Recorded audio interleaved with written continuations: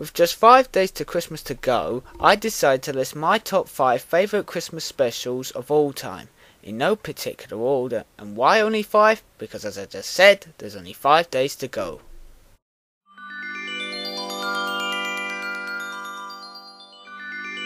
Number 5.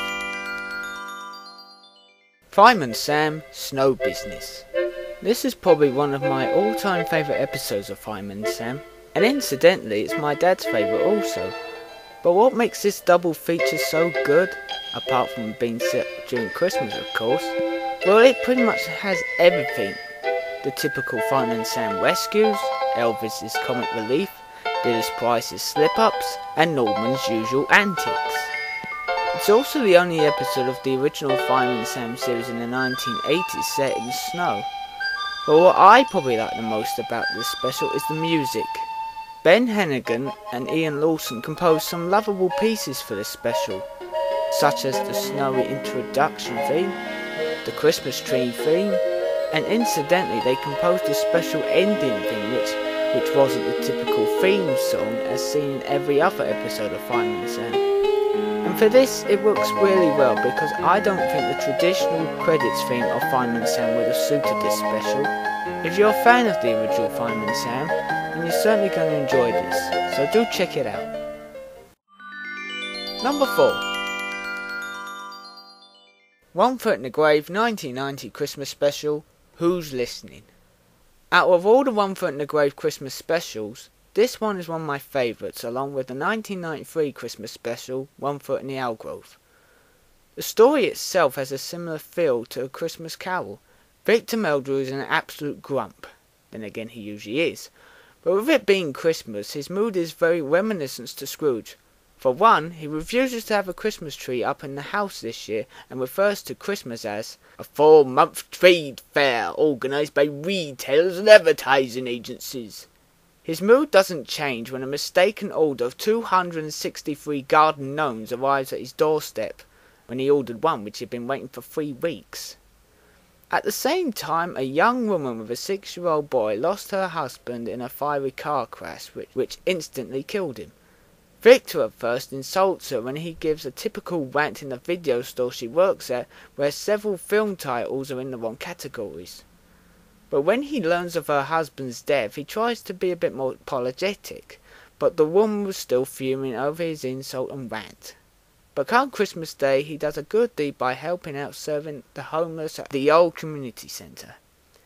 Incidentally, with it being 1 day to the proclaimed end of the world, there's a gentleman present at the mill that can tell time without the aid of a watch, and apparently doesn't mind waiting, which turns out to be he's waiting for Armageddon. Eventually the story wraps up as it does, the world doesn't end, the woman's husband returns by a miracle, and it turned out that it wasn't him that was killed, but the fact that his car had been stolen, and Victor says goodbye to his 263 garden gnomes, minus one that came as a parcel for Christmas. Although the garden gnomes don't go out as peacefully as Victor hoped when his next door neighbour and arch enemy Patrick shoots the whole lot with a machine gun confiscated from the telling time Armageddon gentleman from the mill. So overall it's a modern day tale of A Christmas Carol with some twists, laughter and differences with Victor Meldrew in the role of Scrooge. And speaking of A Christmas Carol, number 3. Charles Dickens' A Christmas Carol. I like to say that I haven't read the original Charles Dickens book, but I have seen various different adaptations, whether they be animated, a musical, drama or a science fiction twist. So here are 3 of my favourites, starting with the 1970 musical Scrooge, which starred Albert Finney as Scrooge and the late great Sir Alec Guinness as Marley's ghost. I can remember being shown this film as a kid in the 1990s, and at first I actually thought that some of the scenes were quite scary. Then again, it is the story of a grumpy old man who soon sees the light of day, so in places it would have to be dark and scary. Even Disney's adaptation is dark and quite scary in places. The special effects for its time were pretty good.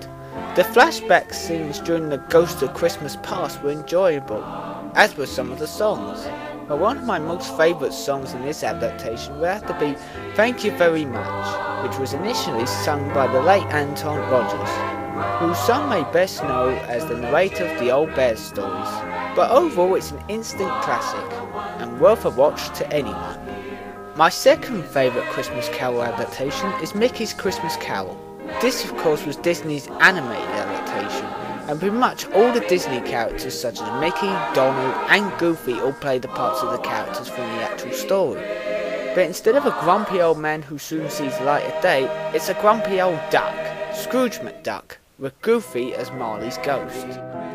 I haven't seen this film in full for years, so I don't remember much about it, apart from the well-drawn characters and scenes, as only Disney can do, and of course the theme song, Oh What a Merry Christmas Day.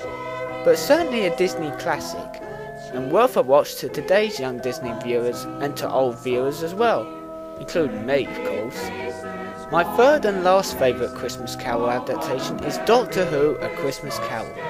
The character of Scrooge is under a different name, but the Doctor must try and make him see the light of day in order to save his newly-wed companions Amy and Rory from plunging to certain death aboard a space liner.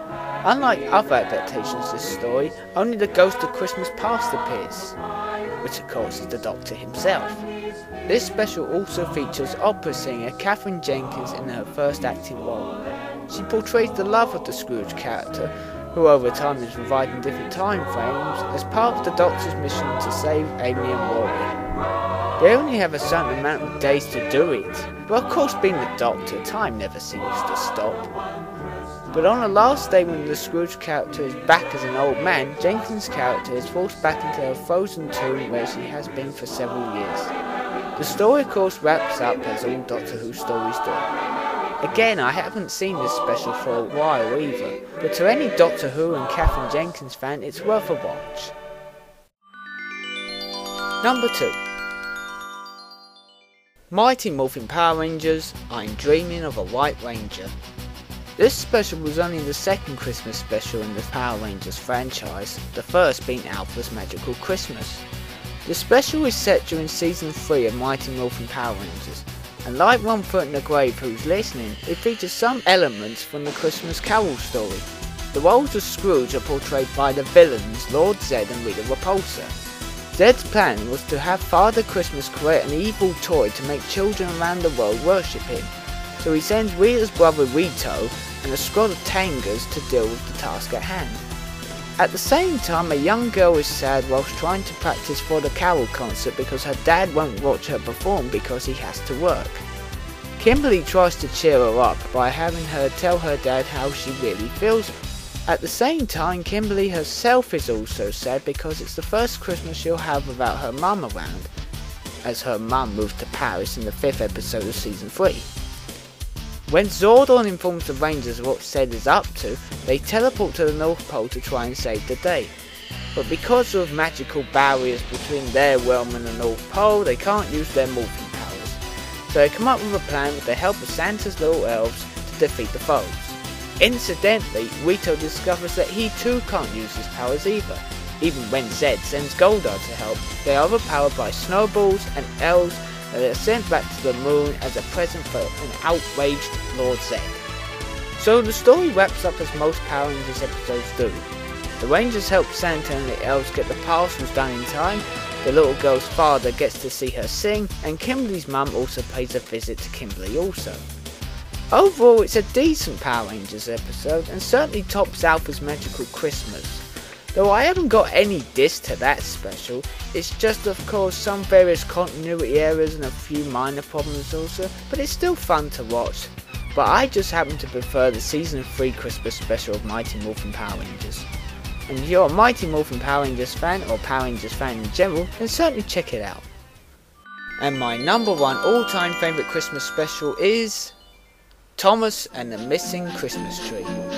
Now before I start, I know there are going to be a lot of people saying, it's a freaking Thomas the Tank Engine episode! And other certain groups will say, well, what about Thomas's Christmas Party and Thomas and Birdie's Christmas Adventure? In answer to both, so what, and I'll come to that later. As most Thomas fans know, this was the last Thomas episode ever to be narrated by Ringo Starr and last produced by Robert Cardona. But what makes this episode my favourite Christmas episode of all time? But it certainly does top the first one, Thomas's Christmas Party. In fact, the whole of season 2 of Thomas and Friends topped the first one, from its storylines, sets, new characters, further development of the old ones, and of course the music by Michael Donald and Junior Campbell. Although the original story by Christopher Aldry has a lot of extended parts compared with the TV series episode, now I know the episodes were 5 minutes long, but couldn't the Christmas episodes have had a slight extension to them, like with Fireman Sam's Snow Business? I mean, there's a lot of great scenes and moments in the book that would have made this story spectacular, from the overnight call about Thomas collecting the tree, to Donald and Douglas's struggles through the snow. Plus, I've always wondered why Diesel appears at the end instead of Daisy. After all, Diesel got sent packing until season 3. But overall, Missing Christmas Tree is one of my all-time favourite Thomas Christmas episodes. As much as I enjoy Christmas Party and Christmas Adventure, nothing seems to top this one. Plus, if anyone wants my thoughts on Christmas episodes that followed, not the overly PC-termed winter holidays, 2 of my favourites will have to be It's Only Snow and Keeping Up with James. For Thomas fans, young or old, it's certainly worth a watch, particularly at this time of year because it's an absolute classic. So there you have it, my top 5 favourite Christmas specials of all time. I hope you all have a very Merry Christmas, but if the world ends tomorrow, then nice knowing you and see you on the other side.